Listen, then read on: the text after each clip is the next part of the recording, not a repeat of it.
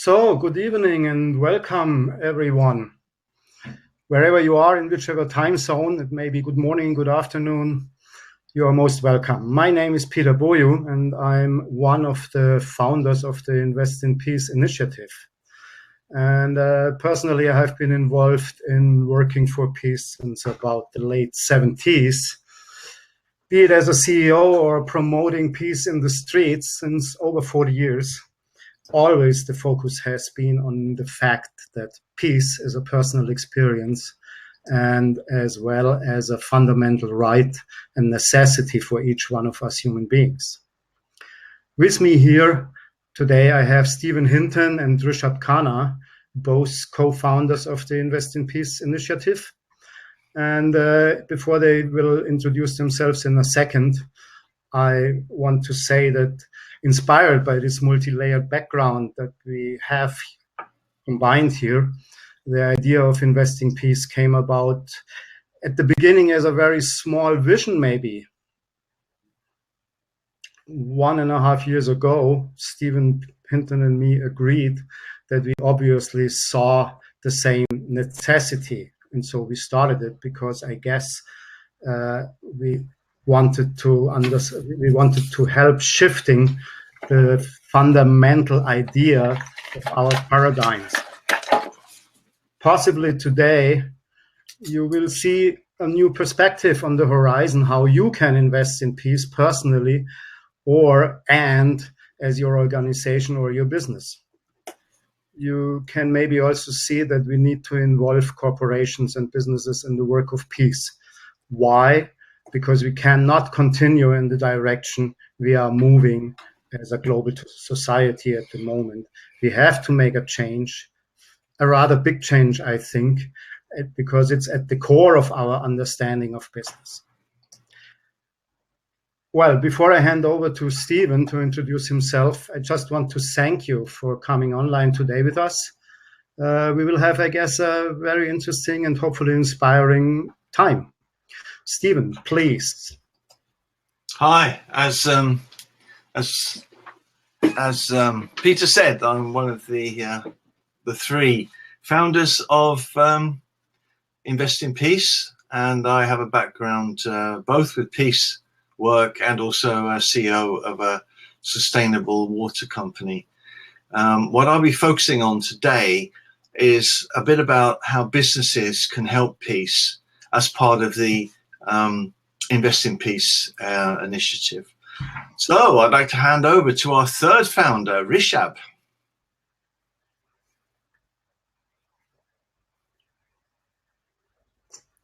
We see you, Rishabh. Hello, everyone.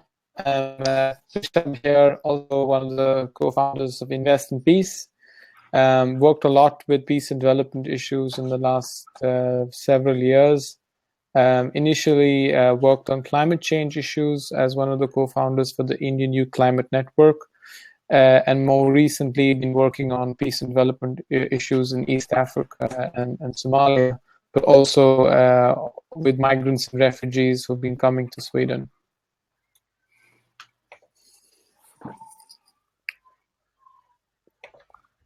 Very grateful to be here, and thank you, Stephen and Peter, for this opportunity, and looking forward to today's webinar. Okay, then thank you, Rishabh.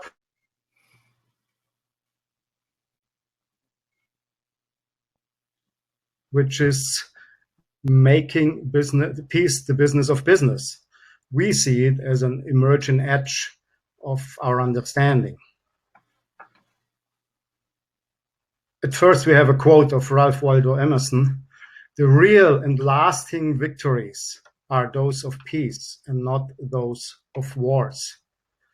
And I want to say something personal here at the moment for a second, if you allow me. When you connect to peace, it does not come all alone. It's not peace only that comes. It's kind of a whole family that comes with it. Peace is a feeling, and it brings along its siblings. You know, there is joy, there is sister clarity, if you want to call it like that. There is understanding, serenity, and hope coming with it. And love is there automatically when you are in peace, almost like an identical twin of peace. And what's the consequences of personal peace? There is, when you feel peace, when we are in peace as human beings, there is a kind of a fulfillment. You actually have generosity when you are fulfilled and in peace, because the joy of sharing is greater than the joy of keeping. There is no need to be greedy. There is no need to be extractive, as we had been talking about in the last webinar. We usually only think about how to end the war when we think about peace. We always see it in the relation of war and peace, right? And but it's not the only thing, you know. Peace is an experience. We think about how to get out of it quickly, but we never think about the beauty of peace. And I'm talking about my own or our own little wars in the family, in the job, in the relations, basically in our heads, fighting with ourselves. And fighting about what? Everything we do to be content, right? We don't do things to be uncontent. All our so-called culture has evolved because of that. But we don't make the connection that what we do to be content doesn't bring us the contentment. All the things we do may be necessary for many reasons, but they are not going to accomplish the one objective, which is called peace. And this is, we need our focus to be on peace. We need to focus our awareness to peace. Then we get the consciousness about the fact that peace is already there. And that's the funny thing, you know, it is already there within everyone. And this is what makes me personally hope that it's possible to establish peace for all of us, because we don't have to create it up front. It's already there. So that makes it easy. We only need to create the right environment for it to bloom. And if we can create an environment as we have done, we might be able to change that. And from that consciousness, you know, we can build the business of peace. There we can start for ourselves. Thank you for listening for this. I hope I didn't preach too much. We'll now talk about the agenda of today's webinar. And I guess we had Stephen asked to do that. Please go ahead. Okay, right. Well, we're trying to set this up in a way that we go from the idea of the beauty of peace that we carry with us to manifesting it in the world. We're going to do, first of all, a recap from the last webinar, and we're going to look back as peace as a human project, or the project, if you like, of the human race. We'll look very quickly at the basic conditions for peace. We could call it a safe, dignified house for humanity, or we could call it removing the conditions of suffering. Then we're going to talk about an extractive mindset, which has come with our current economic system, and how we need to change that into being more regenerative. From there, I'm going to present some of the organizations that are on the edge of this, which will give us an idea of how we as business people can maybe start to move. And then we'd like to do some advertising or explanations about the Investors Conference. And even if you can't attend, we'll be making a lot of videos and material from it. And I think it's really something that's quite unique and important to follow. But I'll hand over to Peter here, because he's going to talk about what we did last time. Peter. Yeah, well, last time we covered basically a short introduction of the Invest in Peace initiative. But I guess the main reason for it is, I already said it. We see that we have to bring the language of business and the language of peace together, and this was at the core of the of the founding of the idea of Invest in Peace. Then we were talking about the Peace Bank, which at this stage basically is a database of organizations and businesses involved in working in peace and hopefully networking and collaborating on that issue for new projects. Then we had, of course, a little excursus on the peace education, and we shared some of the peace stories that you also can find on our website. And we continued to the funnel of decreasing options, which we regain today from a little bit of a different perspective. Stephen, I guess, will be talking about it. And then at the end, we had our guest speaker, Tim McDonald, talking about from speculative to evergreen investing, basically showing us how the Wall Street system is not able to continue the way it is anymore, because they are not seeing the necessity for a change yet, obviously. I guess that's it. Did I forget anything? Can anyone find? I mean, for yourself, please consider the possibilities that would open up in your own life if we had a society that is aimed towards peace, that is investing in peace, not investing in war. I mean, just if you take the same money, for peace, what would it change? Think about it. Our starting point is always peace on the inside, peace inside. And we have a nice quote here from Lao Tzu. At the center of your being, you have the answer. You know who you are, and you know what you want. I should say, what you really want. Before we continue, we would like to ask you a question, maybe about your own connection to peace. And that's very simple. What could the center of being calling you to do? If you want, please type your comments in the chat on the right. I hope you have opened it. If not, then there is a little bar there and you can open the chat line as used.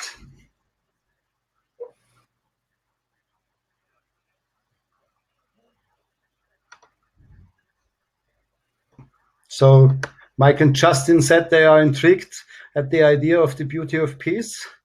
And anything else for this one now?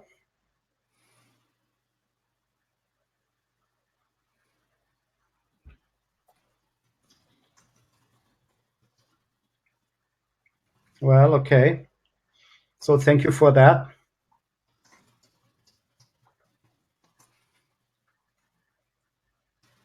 Now, next we have a little video prepared for you. I'm sorry, this will take a second to start it for me, but please.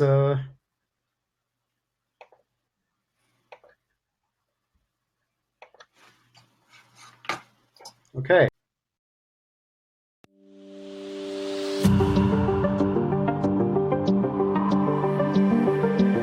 The truest nature of a human being is to be in peace, to seek contentment, to evolve, to gain knowledge.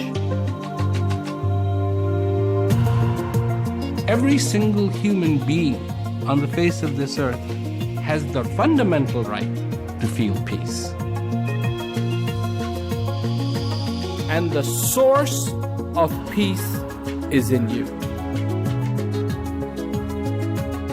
It is time for the citizens of the world to open their eyes and become active participants in seeking peace. And what is that effort we have to make?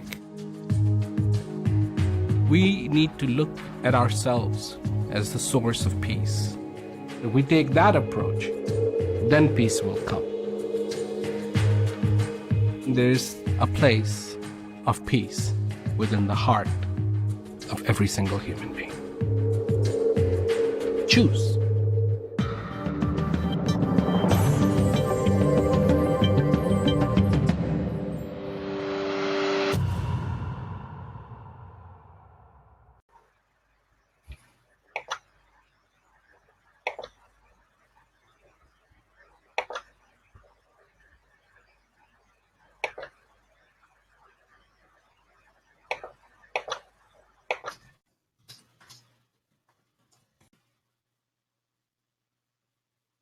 saw at the very end was the peace ambassador, Mr. Prem Rawat, and at the right corner for a very short moment, there was another interesting guy, Jeremy Gilley. He is the founder of the Peace One Day initiative or movement.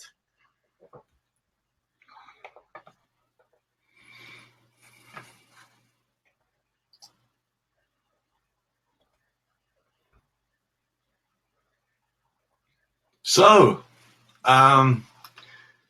what's the purpose of investing in peace? Just very quickly, what we'd like to do is to encourage more people and more organizations and even more countries to do more for peace.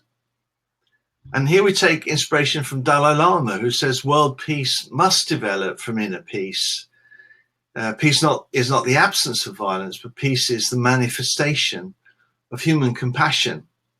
And when we talked a little bit about what was calling us, we can also ask ourselves what our compassion is calling us to do. And so one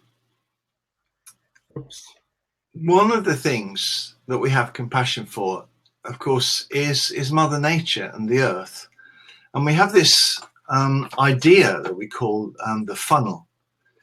And it's a concept that was developed by Karl-Henrik Robert. He's a Swede. He's actually a cancer doctor. And he's been doing this for a long time now. And he suddenly thought that we must be doing something wrong if we're all getting sick. What he says is that our options are decreasing. And our options are decreasing because we're increasing the numbers on Earth, and we're also putting pressure on resources. Things like pollution is increasing. This is what, if you like, is counter-sustainable. Another word for counter-sustainable, or another description of this, is what we call this extractive mindset. By taking things out of people and by taking things out of the earth, that we're running our system, so to speak. We need to stop doing this. We need to stop decreasing resources and increasing pressures, and to come to what we might call something as sustainable. But then we need to go beyond that. We need to go back to regenerate, increasing our resources and decreasing pressures. If we do that, we will be able to take away the things which we like to call creating a safe place for people to live. So going on, thinking about this safe place, Albert Schweitzer said, until he extends the circle of his compassion to all living things, man will not himself find peace. It's certainly, maybe we could find peace in the middle of the war, and I think we could. However, it would be better if we didn't have to go down that route. And that's this whole thing about extending compassion. So what is it then that we can extend our compassion to? And of course, it's all living things. The biggest living thing with the most species or the most organisms in it is, in fact, the soil.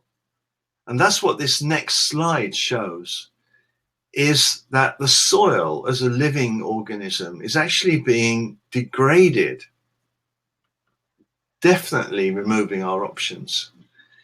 The black areas are a very high level of degradation, and the red areas are high. And as you can see in our native countries, well, Mike and Justin, you've got in Manchester there, soils around Manchester are quite highly degraded, and where we're living in Sweden too. And there are other parts that are even worse. Now, what's interesting here is if you map where areas in the world have high conflict and security risk, you see that they're very similar to the areas where there's a high soil erosion. And this maybe is a little bit about what Albert Schweitzer was getting at.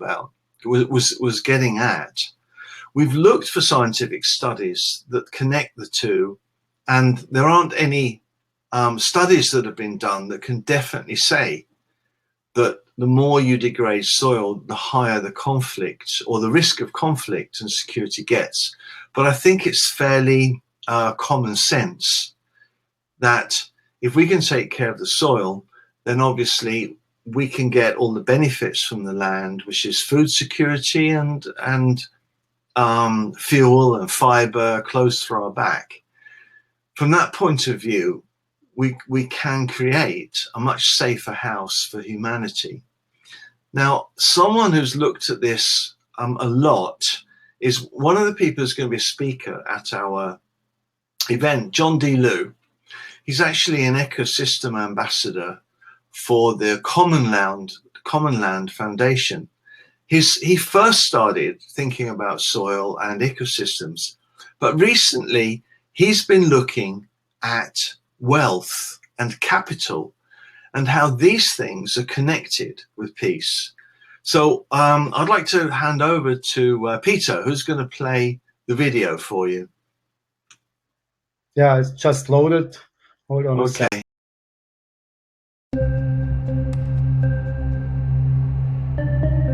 I think that you don't have to buy human rights. You're born with equal rights. And it's not just humans that have rights, it's all living things.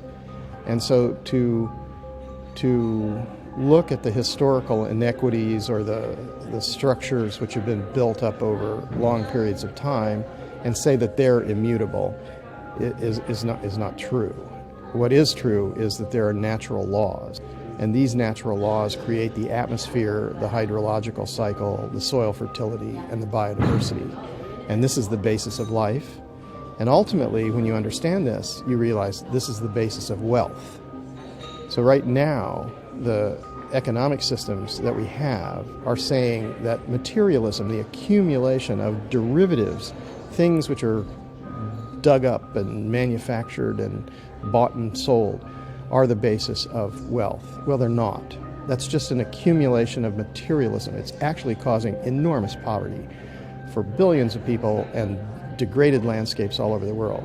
When you understand that the basis of wealth is the atmosphere, the hydrological cycle, the soil fertility, and the biodiversity, and that is the basis of economy. When you understand that, you can't degrade, you can't pollute. To do so would be to have less.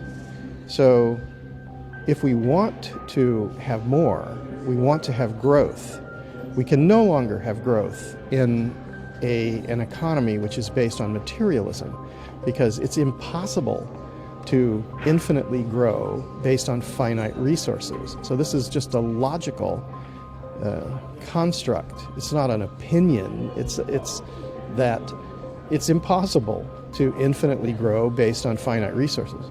But where we can have growth is in function. And if function is the basis of wealth, then the future of humanity will be in tremendous shape, because all human effort will go to protect and to conserve and to restore all degraded landscapes on the planet. That's the way to ensure food security, biodiversity, and climate regulation.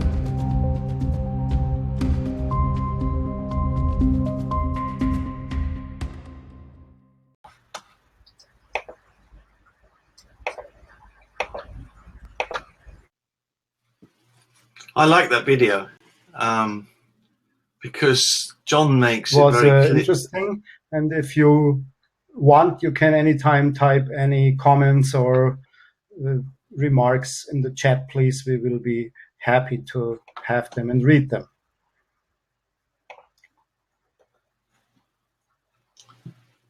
So our next part, Stephen, is that where peace as the business of business, where only organizations have made a difference.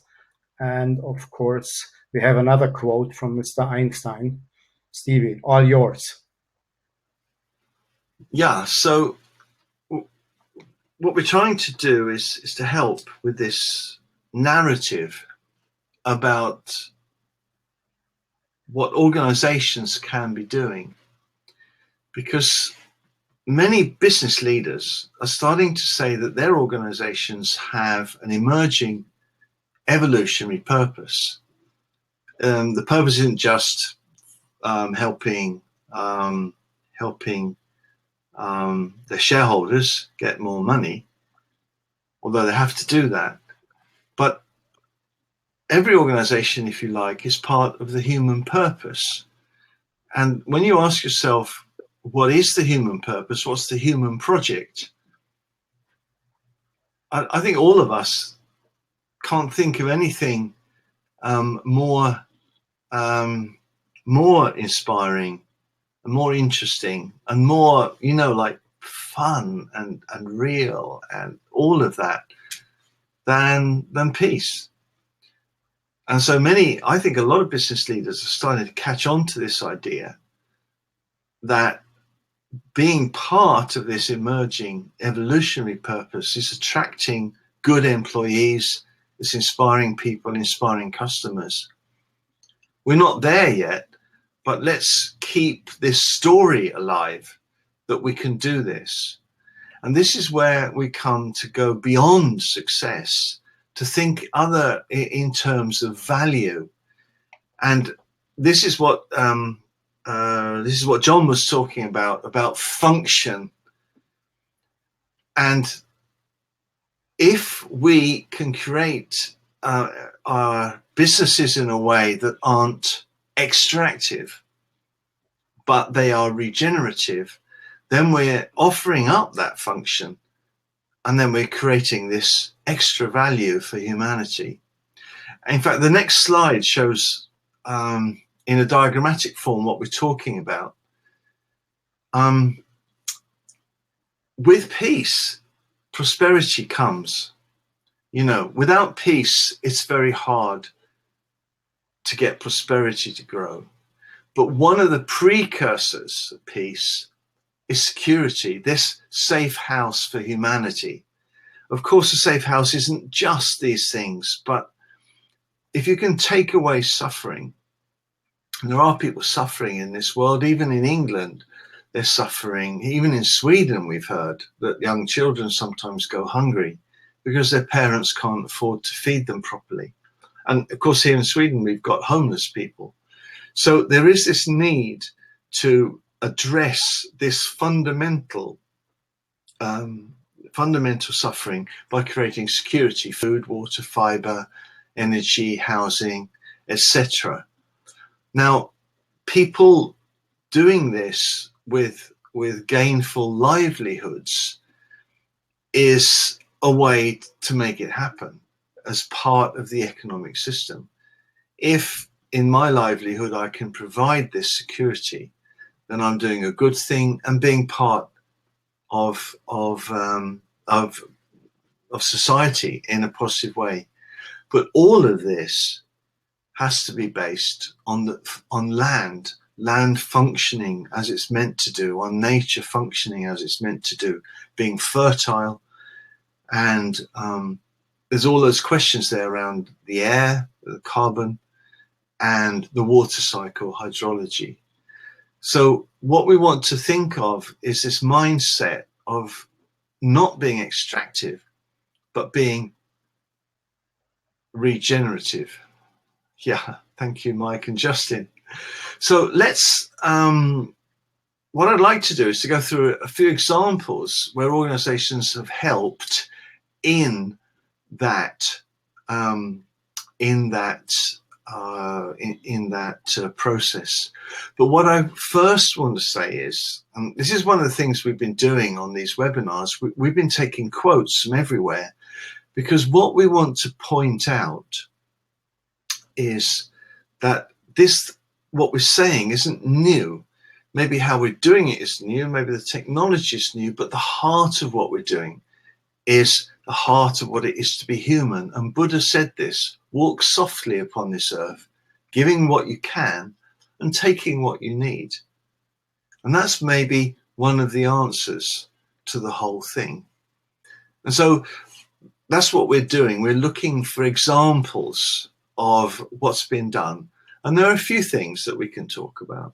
One is this idea of regenerating land. And we can go to the Lost Plateau in China. It's huge. It's very, very, very many hectare. Before restoration, it was dry and it couldn't support any livelihoods at all. People had a hard time just grazing their animals. It was a government initiative taking on the whole plateau, the valley and the mountaintop, and restoring it, planting trees and shrubs and making sure the water cycle worked by doing a bit of landscaping. After 9 years, it became a place where there were many livelihoods supported. The local economy started to grow, and it's now regenerating itself. So there's a video of this available on the web. We can give you the link. And the video was actually made by John DeLu, and that was where he got some of his inspiration from. But let's turn to some other examples. And actually, this organization is going to come to our event. They're called the Earthbeat Foundation. Again, as you see, we're calling this a peace story. The problem is that gold mining isn't good for the gold miners, and it's not good for the earth. It exposes them to toxic chemicals. The working conditions are unbearable, and as you can see in the picture, it doesn't do a lot for the earth. Earthbeat Foundation tried this idea of finding other income opportunities. And one of the ones they're working on is beekeeping. And we're looking really forward to hearing how miners have started their training already. They've started to get some money by crowdfunding. They're 50% all the way there. But maybe something else is important, that this peace story is really giving hope for the miners. Let's go on to another a similar idea. This is rural India, rural India and Nepal and Ghana. We're noticing when communities are hungry, people lose their entrepreneurial spirit because, when you're hungry, it's hard to be entrepreneurial and have energy to do work and to look after things. There's an amazing lack of school attendance as children go out looking for food. And of course, there's a problem of crime because when you're desperate, people steal from each other. The Prem Rawat Foundation, which was started by one of the speakers in the video, Prem Rawat, what they set out to do was to see if they could just do one thing, and that's give some form of food security. Now, what they did was that they created something called Food for People program, using donated money. They had a canteen, and it serves regular free meals once a day. It doesn't sound like it's that much, but the impact on the community was really, really amazing. And as we said, this has been going on in 3 places now, and we've seen some amazing results. First of all, there was better school attendance, and I've just heard that one of the programs has had their first university student go through ever, and a lot of that is thanks to this program. Lower crime rates because people didn't have to steal from each other for food.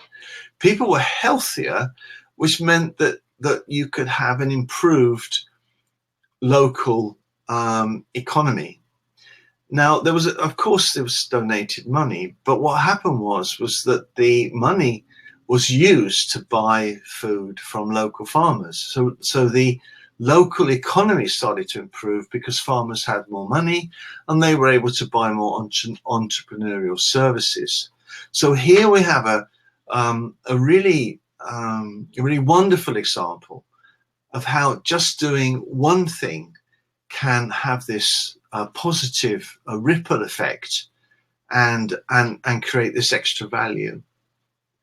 Now, food security is often where this thing starts. So let's go to America.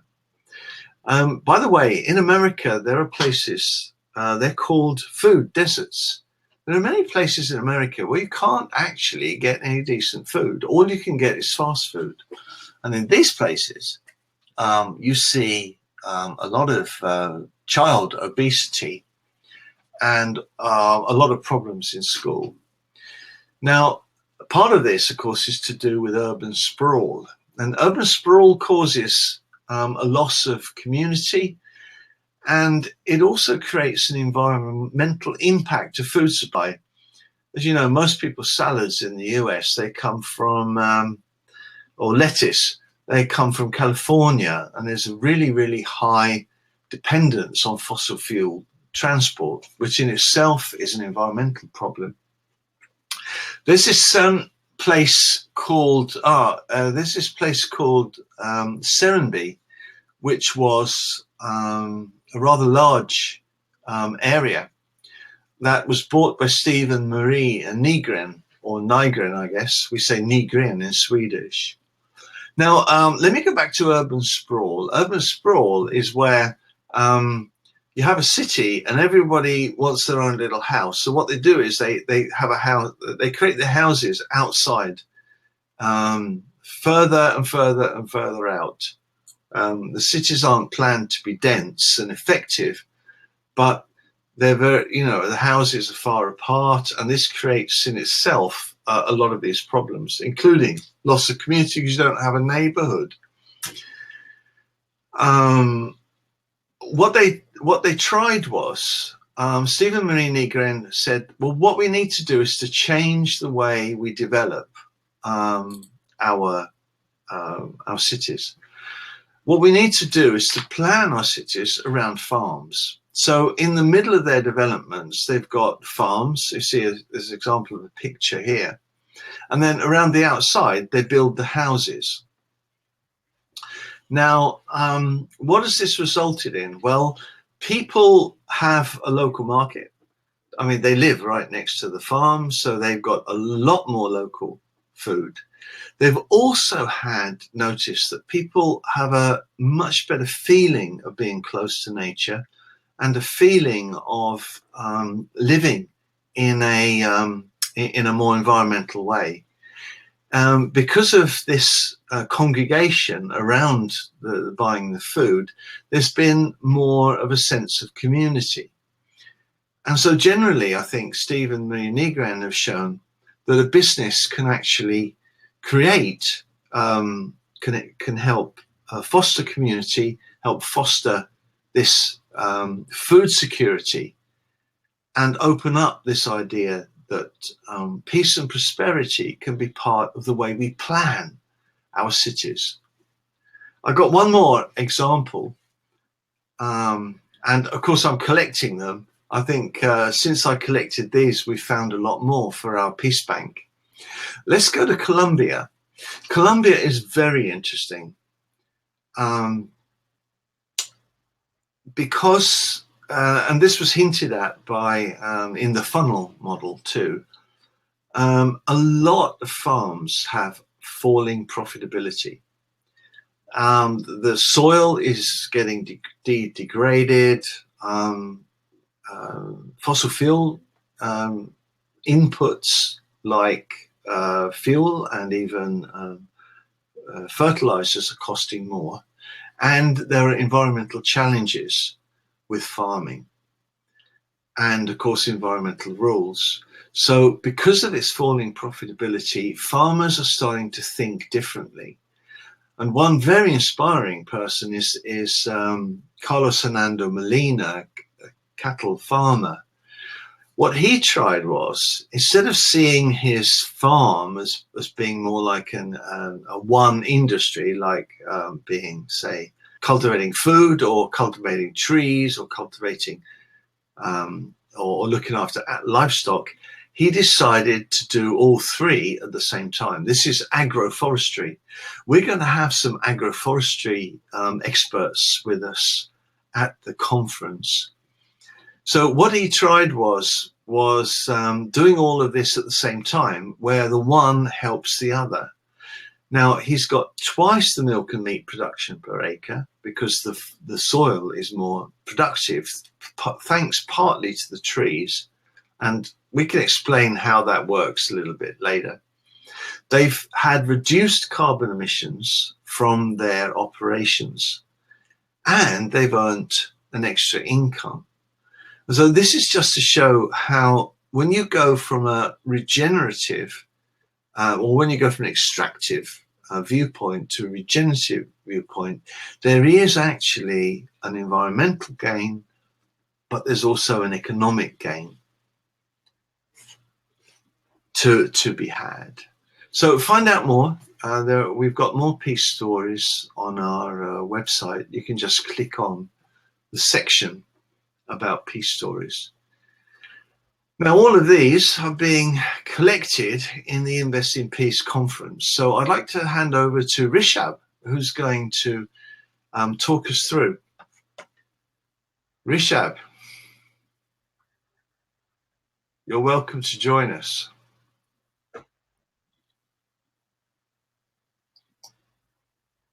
Yes, we can hear you.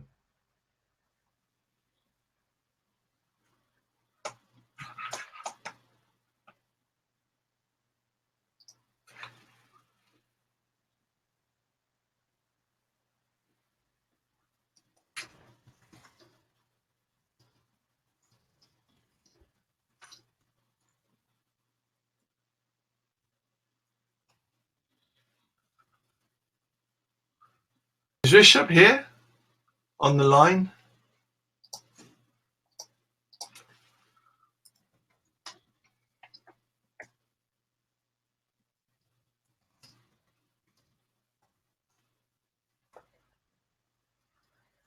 Rishabh, we can hear you, but it's very scattered, so to say.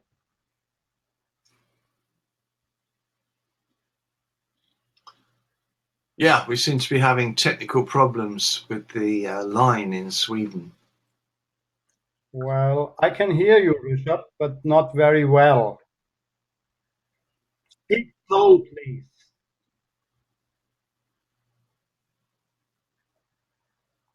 Yes.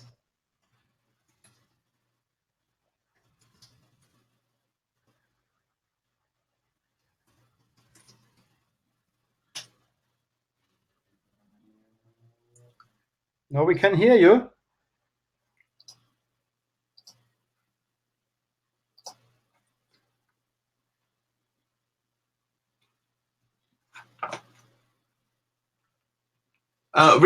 Peter, I can't hear Rishabh.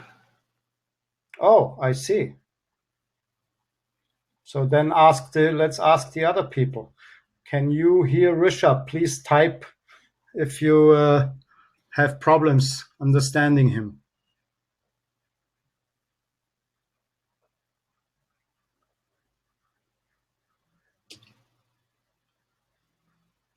No comments. Sorry for the technical difficulties. It's not in our hands, obviously. Well, shall I take over and talk about I don't the know. conference? Rishabh, I can hear him very well. Have you turned his microphone on? Yes, sure. I could hear him. Maybe you take your camera off and your microphone, and me too. No. Oh, maybe, yeah, maybe better. For me, it works. Stevie? Okay.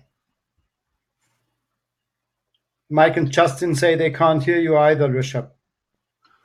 Okay, well, shall I just talk us through while Rishabh deals with his technical difficulties? Yeah, go ahead. Okay, so we believe that peace is everyone's, as it said in the video, that peace is really everyone's concern. And what's interesting is that a lot of us, our money, some of our money goes into investing in large institutions.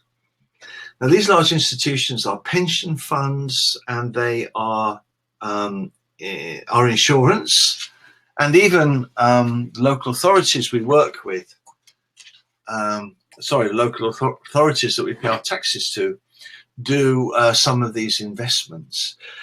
It's what we call fiduciary and fiduciary responsibility.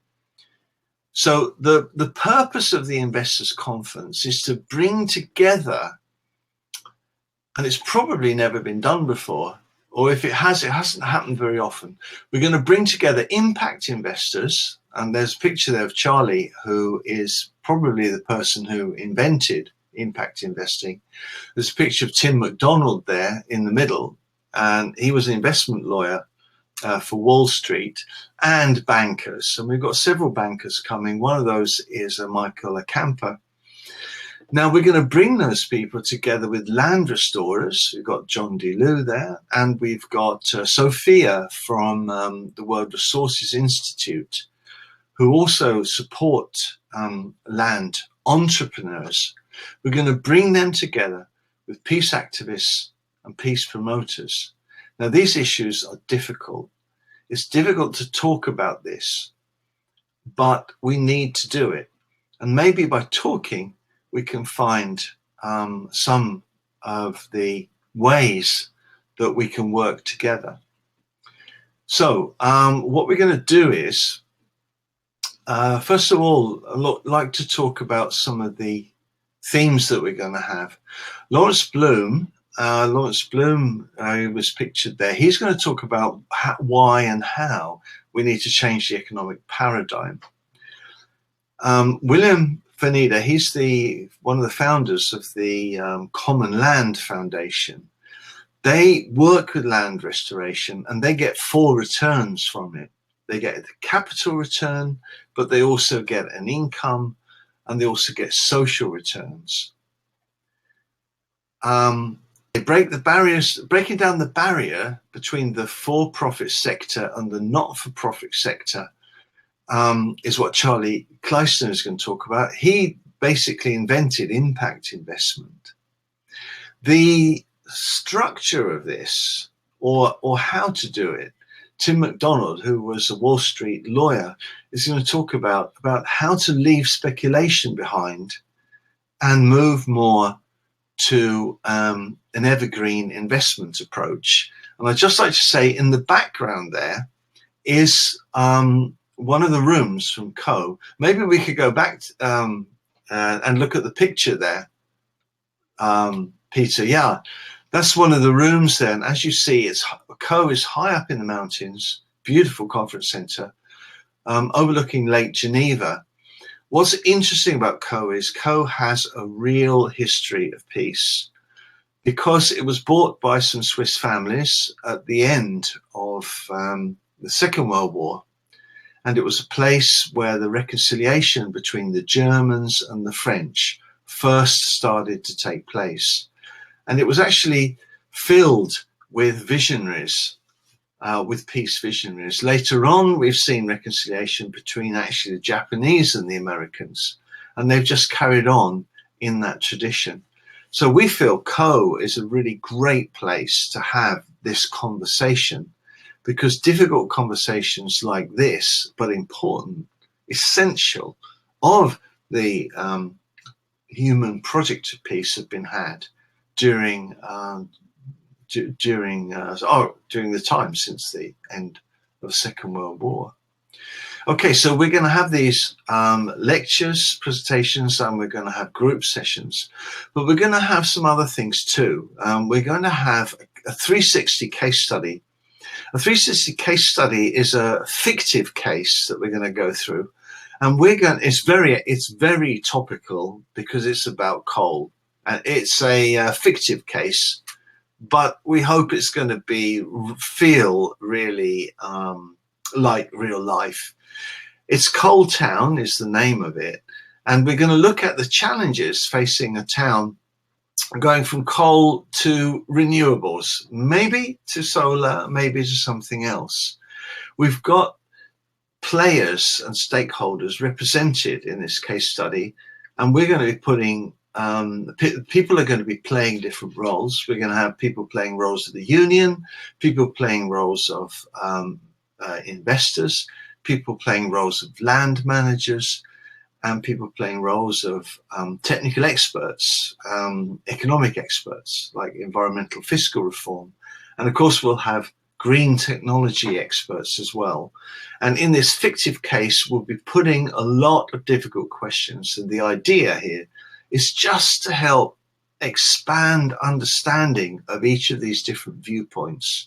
If we can expand the understanding of what people are prepared to do and of what people cannot possibly do, we feel that we can help understand and build an understanding for the way forward. So that's really what the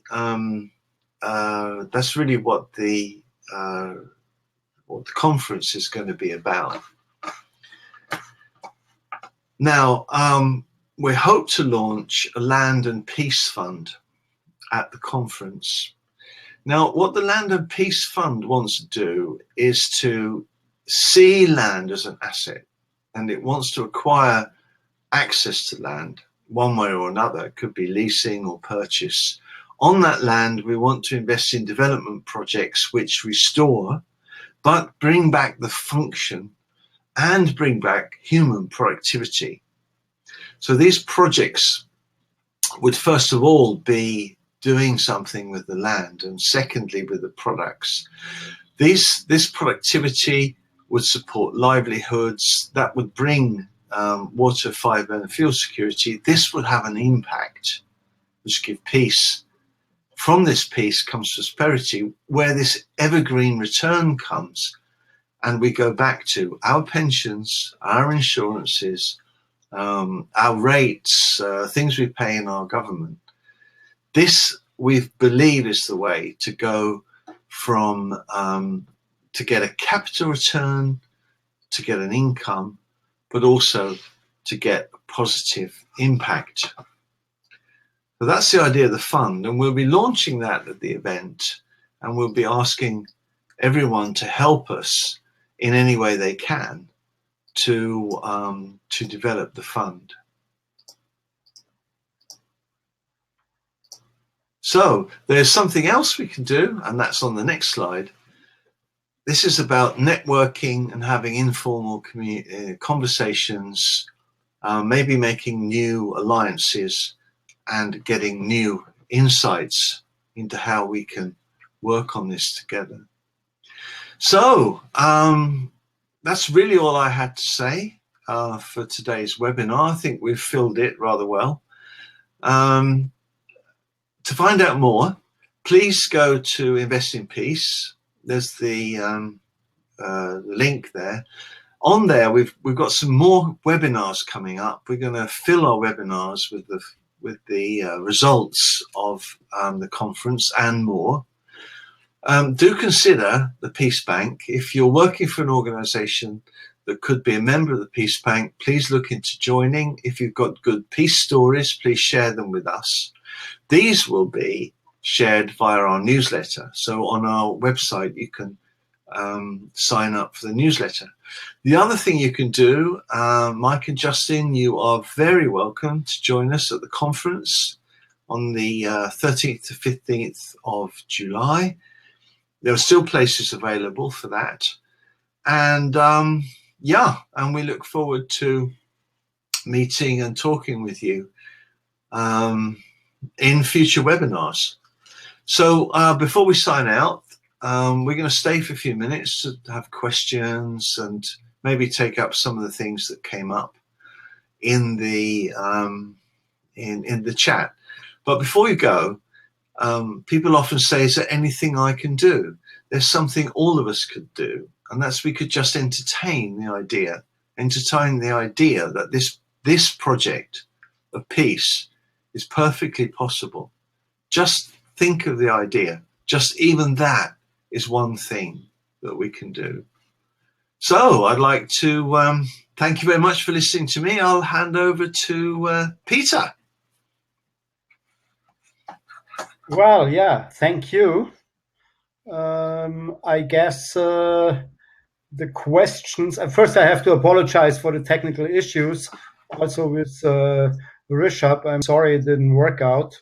Yeah, I hope next time we will be in a better shape with that.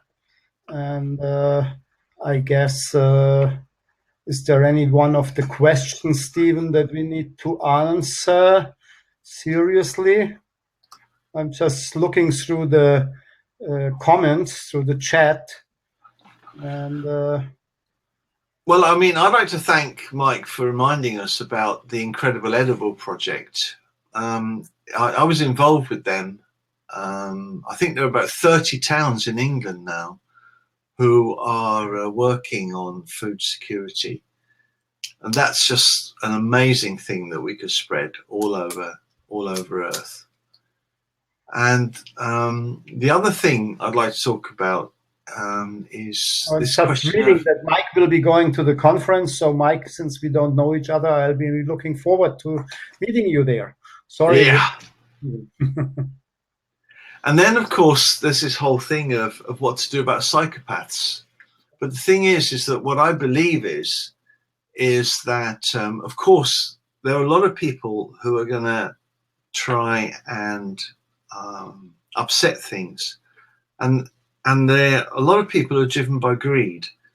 But, you know, underneath greed is the fact that people feel there isn't enough.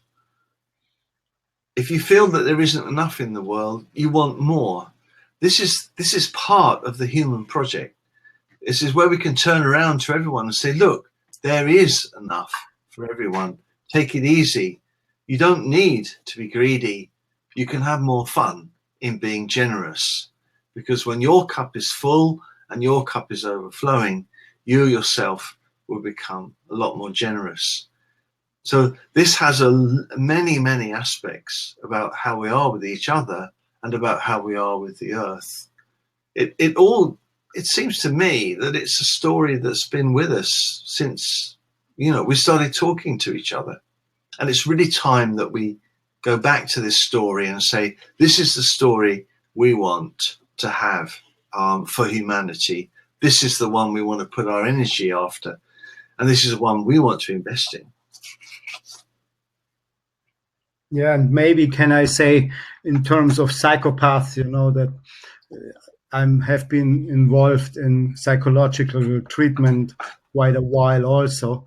And basically, it's people are not psychopaths all by themselves right from birth. In very, very, very rare cases, most of them become like that because they are lacking something, and what they are lacking is, of course, love and inner peace.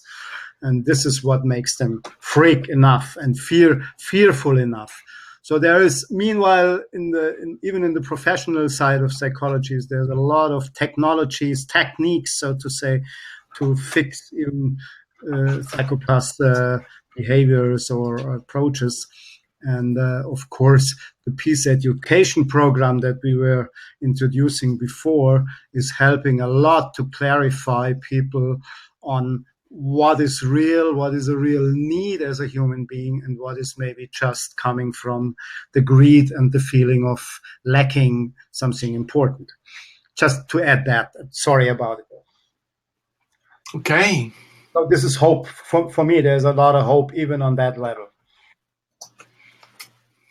So thanks for your attention, everyone. And we hope to see you at least at our next webinar, and to see you, of course, in the conference. Please stay in touch. I guess the whole initiative is evolving in a very, very interesting direction. And as Stephen said before, we are looking forward to having more discussion and input from your side, because the whole idea, the whole initiative is not a fixed thing. It's still evolving, still shaped, and even our understanding is growing day by day, so to say, or with each webinar. And so thank you very much, and goodbye and good night, and enjoy your time. And I hope to see you soon in the next possibility on the webinars and in the conference. Thank you. Bye, everyone. Bye.